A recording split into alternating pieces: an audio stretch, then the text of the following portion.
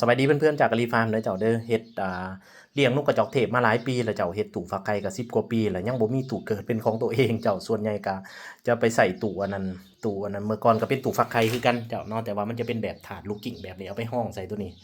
เนาะเลยบ่มีตู้เกิดเป็นบล็อกเป็นของตัวเองจักเทื่อเนี่ยหาก็เฮ็ดแล้วเพื่อนๆเลย10กว่าปีเฮ็ดตู้ฟักไข่หาก็สิมีตู้เกิดนกกระจอกเทศเป็นของตัวเองเจ้าเนาะ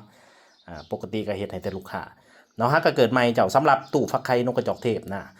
แนะนำเลยเจ้าเด้อสำหรับผู้ใดเลี้ยงเจ้าอยากให้มีตู้เกิดอันนึงเจ้าเนาะสำคัญเลยเจ้าเนาะเพราะว่านกกระจอกเทศเวลาเกิดมาเนี่ยจะบ่คือเป็ดคือไก่แข็งแห้ง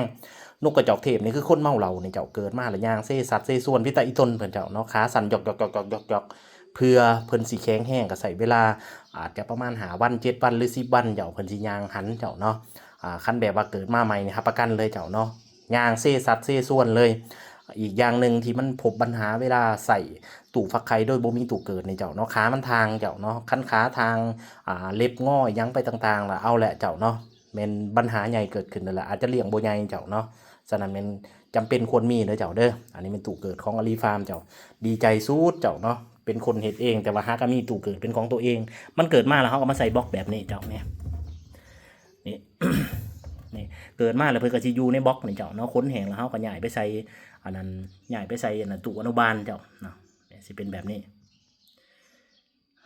อันนี้เป็นตู้ฟักไข่ตู้เกิดเป็นจากอลีฟาร์มทั้งหมดเลยเจ้าเด้อนกกระจอกเทศของอลีฟาร์มบ่ได้เอานกเบียดนกหยังมาขายเด้อ